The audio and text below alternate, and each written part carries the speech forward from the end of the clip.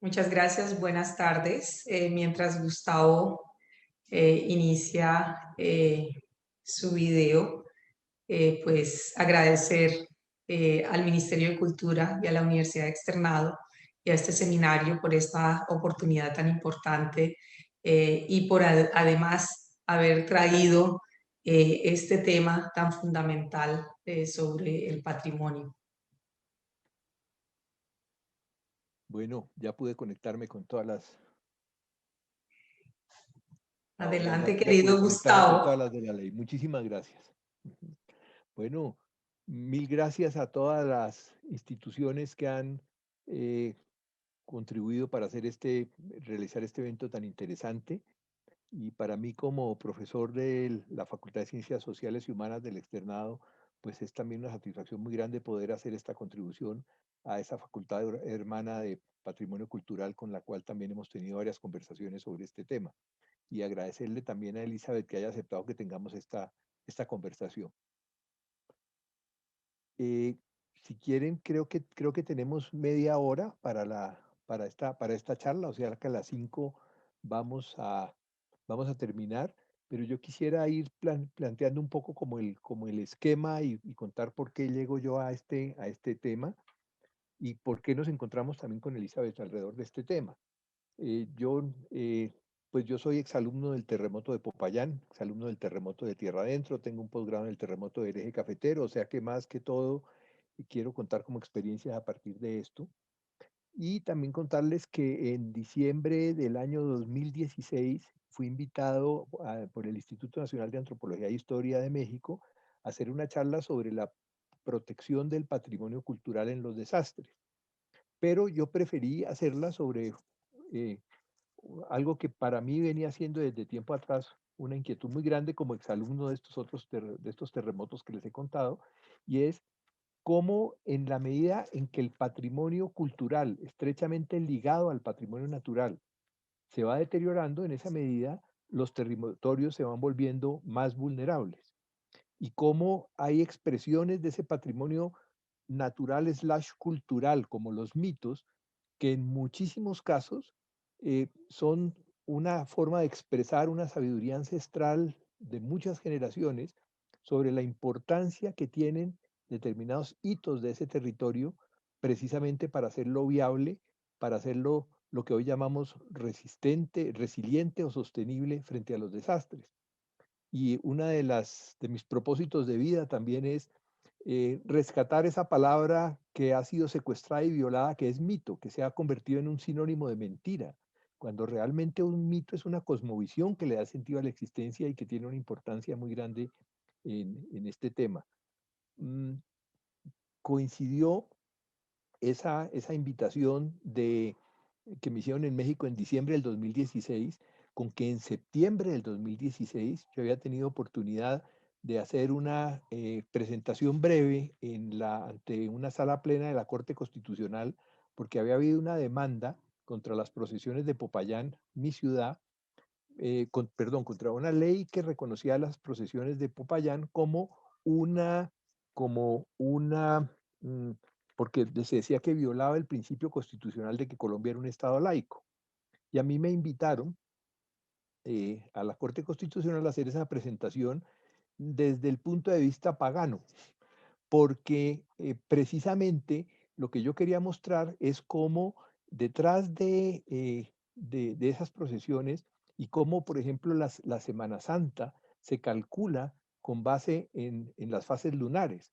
Precisamente el próximo 28, dentro de 4 días, tenemos luna llena, pues el primer domingo después de la primera luna llena, después del equinoccio de primavera en el hemisferio norte, que fue este 20 de marzo, ese primer domingo es domingo de resurrección y en consecuencia el domingo anterior es domingo de Ramos, o sea que por eso es que las procesiones van con la luna. Y yo lo que quería era mostrar cómo detrás de esto había un profundo vínculo con la naturaleza, pero también algo muy importante y es lo que significó la Semana Santa de Popayán en 1984, exactamente después del el terremoto de 1983, que fue un Jueves Santo.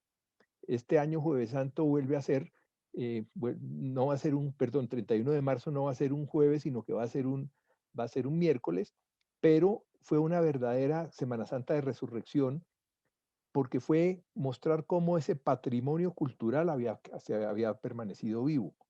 Coincidencialmente, este 31 de marzo también es el aniversario del desastre o ese desastre que generó una creciente de todos los ríos y quebradas en Mocoa, que también fue un 31 de marzo, y después tuvo una enorme importancia la fiesta de negros y blancos el 6 de enero, ya que en el Putumayo hay una enorme influencia de la cultura nariñense. Y también en ese evento en la Corte Constitucional yo mostraba la importancia que tuvo el Mardi Gras en Nueva Orleans después del paso del huracán Katrina en el 2005. O sea, todas estas expresiones de del patrimonio cultural vivo de las comunidades son importantísimas en la sanación después de los desastres. Entonces ese es uno de los puntos que yo quería mencionar y habíamos conversado con Elizabeth, sin que hayamos preparado este guión, pero que un poco ella nos contara desde ese punto de vista qué, qué significa, qué significa la recuperación desde el punto de vista de la cultura y cuáles son esas reservas culturales slash naturales que tienen las comunidades raizales del archipiélago para la reconstrucción. Esto en la primera parte y después le dedicamos un poco a ese otro tema que a mí también me parece muy importante también, que yo llamo el poder sanador de la participación. O sea, cómo, y también me remonto a la experiencia de Popayán después del terremoto, pero vamos después. Entonces yo quisiera sobre eso, qué significa, digamos, y de qué manera el que el patrimonio natural y cultural de las comunidades del archipiélago hubiera venido durante muchas décadas deteriorándose, junto, por ejemplo, con los arrecifes de coral y con otros ecosistemas. ¿Qué significa que eso haya convertido al archipiélago en más vulnerable frente a fenómenos que son propios de la dinámica natural de ese territorio, como es el paso de los huracanes? Bueno, muchas gracias, Gustavo.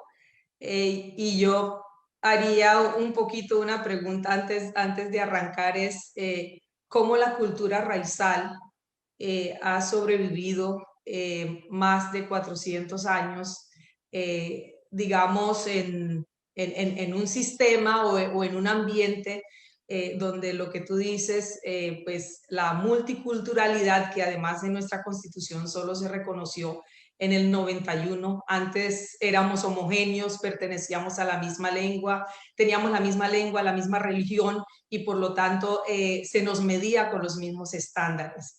Esta es una cultura y es la única en Colombia insular oceánica que ha sabido sortear además el hecho de estar en la mitad del océano y sometido a una gran cantidad de, yo diría, incertidumbres también, porque el mismo clima y la misma situación también de estar localizado en un lugar geopolítico importante genera de todas maneras esa sensación permanente de incertidumbre.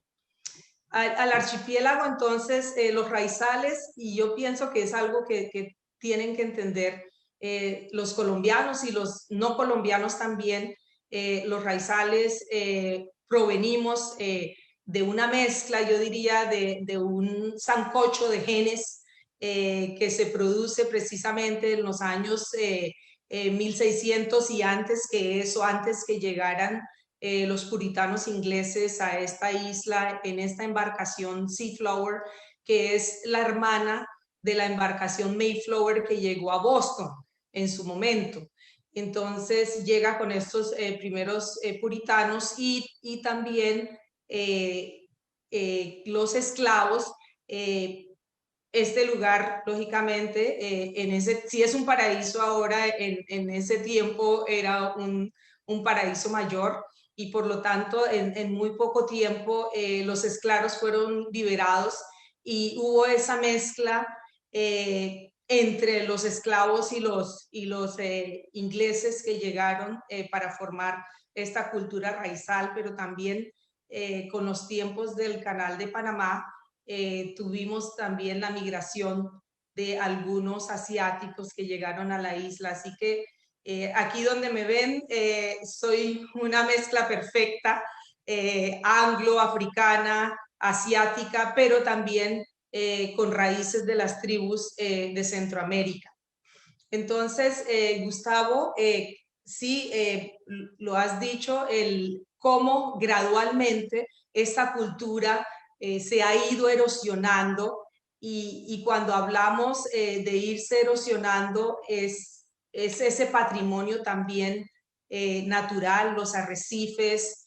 En los años 1953 se declara Puerto Libre en San Andrés y por lo tanto se genera una migración masiva a una isla que tan solo tenía más de 3.500 habitantes en su momento. Hoy tiene más de 100.000 habitantes, una isla escasa de 27 kilómetros cuadrados con unos problemas de ordenamiento territorial gravísimos.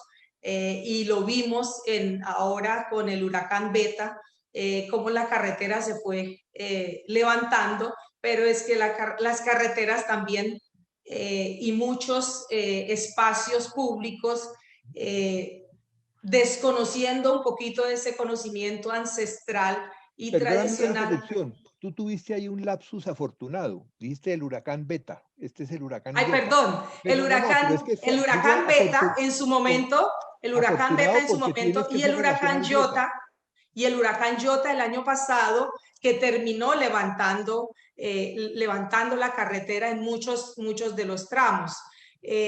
Cuando tuvimos el huracán Beta, su mayor afectación fue en Providencia, lo mismo que Jota, pero sin embargo el tema oceánico afectó también a San Andrés, que es una isla medianamente plana en su mayoría y por lo tanto no tiene mucha altura sobre el nivel del mar, solo esa cordillera central que tiene. Y por supuesto, entonces, esto generó, o sea, trajo a la luz la cantidad de problemáticas de ordenamiento territorial, incluyendo infraestructura pública que fue puesta sobre cementerios de la comunidad raizal de hace muchos cientos de años. Y el tema de los corales, como lo digo, desde el Puerto Libre que se han ido deteriorando mucho más, de tener corales, cobertura de coral vivo por más de 80% en este momento. En muchas de las zonas, especialmente en San Andrés, hay menos de 10% de coral vivo. Y en una isla oceánica, eh, ese paisaje es importantísimo para preservar el mismo territorio de la isla, porque con todos los problemas que se agravan con los impactos del cambio climático, incremento en el nivel del mar, para San Andrés no es promisorio. Estudios de la Universidad Nacional pronostican que en los próximos 50 años el 17% de la superficie de San Andrés va a estar debajo del nivel del mar. ¿Y qué hacemos en una isla de 27 kilómetros cuadrados con menos del 17% de su superficie, con un problema de sobrepoblación grave y con la problemática también del turismo masivo que se ha estado promoviendo, que ha servido mayormente para erosionar la cultura de las islas? Bueno, y es que, bueno, tú lo has dicho y enfaticemos en eso. Los corales son amortiguadores naturales del golpe de los huracanes. Y me contaba Óscar Mejía, otro amigo que estuve estudiando hace años, los acuíferos bajo San Andrés, de cómo muchísimas de esta infraestructura turística inyectaban las aguas hervidas precisamente en los acuíferos que hay debajo, o sea, generando generando una serie de deterioros de ese patrimonio indisoluble que es el patrimonio natural con el patrimonio cultural. Y vamos Mm. a esa otra parte que me parece importante y tú, a través tuyo me he enterado, entre otras fuentes, pero tú has sido una fuente muy importante de algo que yo lo compararía con, quizá fue mi primera experiencia, en ese momento la idea no era esa, pero cuando pasó el huracán Andrew por la Florida hace ya varios años, y me acuerdo unas camisetas que decían, yo me salvé del huracán, pero me está matando la reconstrucción. Y entiendo que desde las comunidades raizales, a pesar de que hay mucha propaganda, digamos, institucional en contrario, pero entiendo que hay mucha inconformidad por la manera como se está haciendo. Y aquí hago simplemente un pequeño relato y después ya tú sigues. Y es que yo, cuando el terremoto de Popayán, yo era director del SENA, arrancamos un programa de autoconstrucción porque vimos que la gente con sus propias manos comenzaba a construir su casa y dijimos vamos a acompañarlos a construirla bien, eso que en este momento ya sabemos que se llama sismoresistencia, en ese momento hablábamos de antisísmico, no sabíamos mucho de eso, pero aprendimos y comenzamos con la experiencia que tenía el SENA, que no era de construcción, pero sí de organización comunitaria y de formación profesional, a pasarle a la gente herramientas, digamos, de conocimiento, pero también herramientas físicas y materiales de construcción para acompañarlos a construir bien su casa. Y resulta que un día hubo un sorteo para definir qué familias podían participar en un programa donde había 220 cupos. Una señora la llamaron, ella se había escrito, la llamaron y ella pasó con sus tres hijos agarrados de la falda de la mamá y era una señora pues de un sector popular y los niñitos pequeñitos la acompañaron y después cuando terminó eso la señora vino y me dijo, porque este era un programa para gente que no había perdido vivienda, sino que desde antes del terremoto había hecho solicitudes de vivienda al entonces Instituto de Crédito Territorial. Y entonces la señora vino y me dijo, mire, yo salí favorecida. Yo le dije, pues felicitaciones. Me dijo, no, es que yo no puedo participar en eso. ¿Y por qué no puede? Me dijo, porque yo solamente sé lavar ropa y yo veo por estos tres niñitos, yo soy sola, nunca he pegado un ladrillo. Y le dije, no, pero insista a ver. Y me dijo, ¿y usted cree que yo puedo? Le dije, no, pues yo también soy nuevo, pero ensayemos a ver. Pasó un tiempo muy significativo de 9 meses y a los 9 meses se hizo un nuevo sorteo ya para saber quién iba a quedar en cada casa, porque como te digo, esto era para gente que no había perdido su casa, sino que no tenía desde antes. Y cuando llamaron a la señora, ella iba con la misma ropa que tenía 9 meses antes, que era la de ir a reuniones. Los niñitos, cada uno estaba 9 meses más grande y eran cuatro seres humanos absolutamente transformados. Y entonces de pronto fue como una epifanía, porque nos miramos los que estábamos en ese proceso y caímos en cuenta de que nosotros pensábamos que el objetivo, voy a ponerlo en términos de alquimia, que el objetivo de todo ese proceso era acompañar a la gente a construir casas. Y nos dimos cuenta en ese momento de que la casa era un subproducto útil del proceso, pero que la gran obra, repito en términos alquímicos, era la transformación de esos seres humanos que habían participado en ese proceso. Era el hecho de que esa señora que pensaba que ella solamente sabía lavar ropa, descubría todos los días que de sus propias manos iba saliendo una casa. Y los niñitos veían que de las manos de su mamá iba saliendo una casa. Y ella, la comunidad los miraba distinto, ella se miraba distinto. Y eso me cambió a mí totalmente la visión de estos temas. Y entonces, ¿cómo se está dando realmente la participación de los raizales? Y no solamente entendidos como mano de obra, para remover escombros o para pasar, para pegar ladrillos, sino realmente como reconstructores de ese territorio que tiene un significado muy profundo, mucho más allá de unas coordenadas, de marcando un espacio en un mapa, un significado de identidad. Esa transformación, esa sanación de la identidad y de la pertenencia que ha sido herida por el paso de este huracán, ¿cómo se está dando allá? Sí, Gustavo, yo tuve la oportunidad de estar en Providencia hace menos de 3 semanas y personalmente pude un poquito observar. Primero que todo, tengo que decir que va muy lenta la reconstrucción y eso es claro para todos. No hubo en ese momento ni siquiera la primera casa nueva que se han comprometido a que iba a estar instalada. Hay una mano de obra, sí, de talento local, de los constructores de las islas que han sido contratados para empezar a poner los techos de las casas que en este momento podrían techarse nuevamente. Sin embargo, gran parte de los materiales no han llegado todavía a las islas. Ese ha sido un gran cuello de botella. Y como dices tú, Gustavo, estamos reconstruyendo el desastre porque en muchos casos yo veo que, digamos, se ha aportado mano de obra por parte de nuestra Armada Nacional. Sin embargo, estos muchachos tienen toda la buena voluntad, pero no han sido entrenados en cómo construir una casa anti-huracán, una casa con la protección que se necesita y por lo tanto se vuelve a caer, digamos, en un sistema de errores que más adelante también puede generar impactos frente a problemáticas futuras de tormentas, incluso tormentas, ni siquiera un huracán de la categoría 5 ni 2 que tuvo Beta en su momento. Entonces es importante que, digamos, ese talento local se pueda usar en el tema de la construcción de las casas. Pero fíjate que hay un aspecto que creo que se ha ignorado mucho y es la economía del raizal basado en su mar.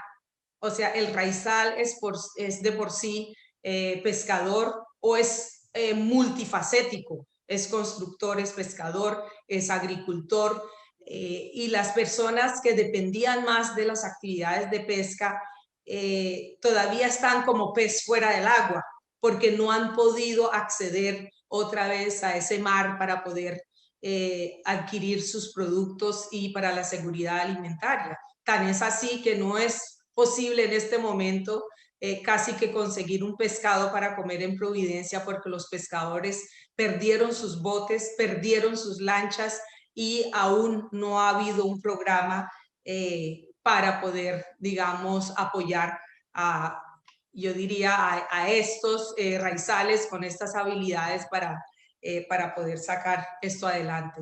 Los manglares que se han protegido, incluso el del Parque Natural Bean Lagoon, quedaron totalmente devastados. Lo que se ve ahora son plántulas que están saliendo y algunas, digamos, algunas plántulas también jóvenes que tienen hojas, pero los árboles más longevos, yo hice mi tesis en manglares en los años 1900 y suena como hace un siglo, pero todavía no lo es. Por ejemplo, árboles de mangle de más de 30 metros ya murieron. Entonces, la respuesta también para poder sanar, y creo que a eso vas con lo que sigue, poder sanar también a la vegetación, a la fauna. Se han hecho muchas expediciones y ha ido, digamos, mucha gente, pero ese día a día que se necesita y que se necesitaba en principio para sanar el manglar, para podar ese árbol que quedó un poquito afectado por el desastre y que después no fue capaz de sobrevivir porque no tuvo energía para mandar nutrientes y demás a todo el cuerpo que tenía inicialmente cuando era un árbol frondoso y por lo tanto entonces el manglar, el búnker, o sea, tenemos el primer búnker que son los corales, después tenemos el mangle que es el búnker directo que recibe el oleaje directo y los vientos directos de un huracán categoría 5. Oímos antes que comenzamos este diálogo unas presentaciones muy interesantes sobre Cartagena. Y a mí me pasó también allá después del huracán Joan y fue otra epifanía porque entendí cuando alguien me explicó que los daños que había hecho el huracán eran recuperar lo que el proceso de urbanización de la bahía le había quitado al agua. Y creo que cuando hablamos de ordenamiento territorial estamos hablando un poco de eso. El ordenamiento territorial no entendido como imponerle al territorio las prioridades humanas, sino como ordenar las actividades humanas en función del territorio. Entonces la gran pregunta es si eso se está haciendo y o si se está reconstruyendo el riesgo, porque sería muy grave. Cuando yo te dije ahora que habías tenido el lapsus afortunado cuando dijiste beta, es por esa otra pregunta, y yo creo que con esto ya nos vamos acercando a las 5 al tiempo que tenemos, a menos que nos den el IVA para podernos alargar un poquito, pero es eh, cómo hacemos entonces nosotros. ¿Qué lecciones dejó Beta cuando pasó por San Andrés, que fue la otra temporada, 2005, la otra temporada en que se acabaron las letras del alfabeto en español y tuvieron que comenzar a bautizar huracanes con el alfabeto griego? Eh, ¿qué, qué, qué lecciones dejó Beta que si se hubieran aplicado, hubieran hecho que el impacto de Biota hubiera sido menor? Bueno, Gustavo, sí, yo pienso que una de las principales lecciones que nos dejó Beta, como dices tú, es el tema de la necesidad de mejorar el sistema de ordenación territorial. Otra lección que nos dejó Beta es que en este sistema oceánico eh, es necesario o es una experiencia, todavía no es una lección que se haya aplicado, es necesario tener refugios antihuracanes porque cada día se exacerba mucho más los impactos climáticos y asociados o no al cambio climático, están exacerbados estos fenómenos climáticos. Pero una gran lección que la comunidad raizal aprendió a razón de la ocurrencia de Beta fue la necesidad de tener por lo menos un micro refugio dentro de sus casas. En ese momento, muchas de las casas naturalmente o recientemente en las islas se construían cemento los baños, pero el baño no tenía placa o un techo de concreto. Entonces, en Beta, muchas personas se refugiaron en los baños, se volaron los techos, la gente se mojó, pero no fue catastrófico como con Iota. Por el contrario, la gente sí se preparó y la gente sí le puso placas a sus baños. Y son los baños, lo que denomina mucha gente hoy en día, los baños milagrosos que salvaron la vida de la gente. O sea, no es posible que en un desastre de este tipo hayan muerto solo 4 personas y digamos, como consecuencia también de impactos que sufrieron durante el evento. Entonces, los baños milagrosos quiere decir de que esta es una respuesta de las comunidades, no fue una política gubernamental, sino que fue una respuesta de la comunidad frente a su experiencia vivida en el 2005 con el huracán Beta. Ahora, Maravilloso. lástima que el tiempo se nos está acabando porque yo quería contar un poquito el mito de la sirena en Por el favor. pico de Providencia que se peinaba la cabellera brillante, rubia y con un peine de oro y a través del manantial en el pico ella se sumergía en ese manantial y iba hacia las profundidades de la isla y a partir de ahí salía hacia el mar y conquistaba a los pescadores para llevarlos también hacia donde estaban los bancos de pesca, pero si se enamoraba de alguno de ellos, los llevaba a su reino submarino profundo. Bueno, pues hay que pensar, así como en Popayán pensábamos, cómo íbamos a reconstruirle también los espacios a los fantasmas que había en las casas que se cayeron, hay que pensar en cómo recuperar lo de la sirena. Muchísimas gracias por haber hecho mención a eso de que de semejante desastre únicamente murieron 4 personas, porque la gestión ambiental y la gestión del riesgo también tienen el mismo problema que el trabajo de la mamá en la casa, y es que cuando funciona bien no se nota.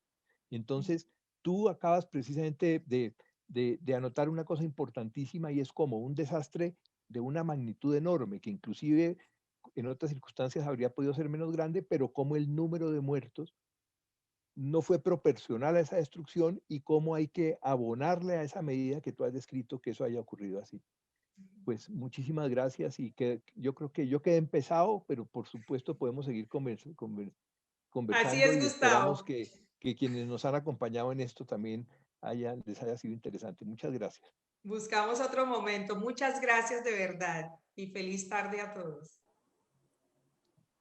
Muchas gracias por esta conversación y de hecho podríamos extendernos unos pocos minutos más para dar respuesta a una pregunta que aparece en redes sociales y que plantea Rodrigo Alfaro, y cito, dice, la casa tradicional isleña es considerada patrimonio cultural, pero ¿son estas capaces de resistir fenómenos naturales? ¿Se necesita reformular su arquitectura o infraestructura en favor de salvaguardar la vida de la población? ¿Cómo hacer para no modificar el paisaje cultural y a la vez preservar la vida de los habitantes? Bueno, me parece que esa es una excelente pregunta. Digamos, la arquitectura tradicional, como dices, es patrimonio.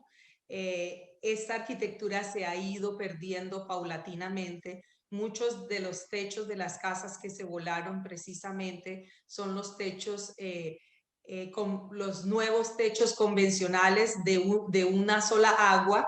El techo convencional de la arquitectura isleña tiene 3, 4 aguas para permitir la plasticidad precisamente del viento cuando llega, porque la comunidad raizal, hubo un programa de Yurupari hace muchos años que decía los que manejan el viento y la luz. Y ahí, digamos, se había prototipado a la comunidad raizal de su forma de construir. Y lógicamente el tema de materiales hay que pensar esto bien, pero en muchos lugares, por ejemplo, el convento, que llevaba más de 100 años, se cayó, pero hay una parte de él donde se construyó con las normas y los códigos internacionales anti-huracán. Se voló el techo, pero no se destruyó la infraestructura. Y quedaron en muchas de esas casas, para sorpresa de ustedes, quedaron muchas de estas casas de madera en pie, que tenían sus techos de 3 y 4 aguas. Mira, hay una cosa muy interesante y es entender que un huracán es un ventilador que gira muy rápido, pero con una aspiradora en el centro. Uh Y -huh. muchísima de la destrucción que producen los huracanes no es por el ventilador, sino por la aspiradora que chupa. Ese fenómeno de la alta marea, de la high tide, es la baja presión del huracán lo que hace es subir el nivel del mar. Y también pensemos en que tú puedes con una ventosa, porque esa ventosa que es esa aspiradora, tú puedes pegar un vidrio y llevarte un vidrio, pero tú no puedes pegar un canasto y llevarte el canasto.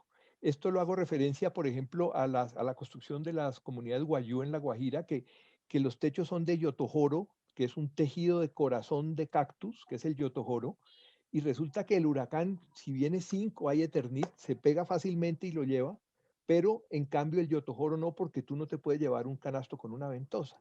Entonces, a veces cuando se pretende que vamos a aprovechar la reconstrucción para que esa gente viva mejor, pero viva mejor dependiendo desde qué punto de vista. Y muchísimos casos, en últimas, si se va el techo de yotojoro no es tan peligroso como si se va una lata de zinc volando en medio de un huracán. Yo estuve en uno de esos procesos que me ha tocado a mí acompañar reubicaciones.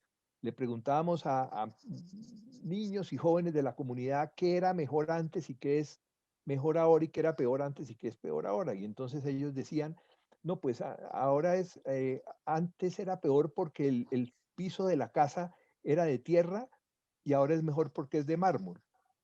Pero ahora es peor porque mi mamá no deja entrar a los amigos porque ensucian el piso. Entonces hay que mirar también ese concepto porque uno oye muchas veces, vamos a aprovechar para enseñarles a vivir bien, vamos a enseñar para enseñarles a vivir mejor, pero desde qué punto de vista y ese vivir bien o vivir mejor no es solamente a nivel individual, sino es en la relación con las dinámicas de la naturaleza de la que formamos parte. Y eso La es solución, patrimonio cultural. la solución está en la gente y en la naturaleza. Y yo creo que algo que tal vez ha pasado es que no se ha escuchado al raizal adecuadamente y se ha bombardeado con una cantidad de soluciones exógenas que no han permitido que su voz sea escuchado y que se pueda entender también ese conocimiento ancestral y cómo juntamos conocimiento para poder resolver y hacer una reconstrucción que sea efectiva y que sea satisfactoria también en materia cultural y de patrimonio.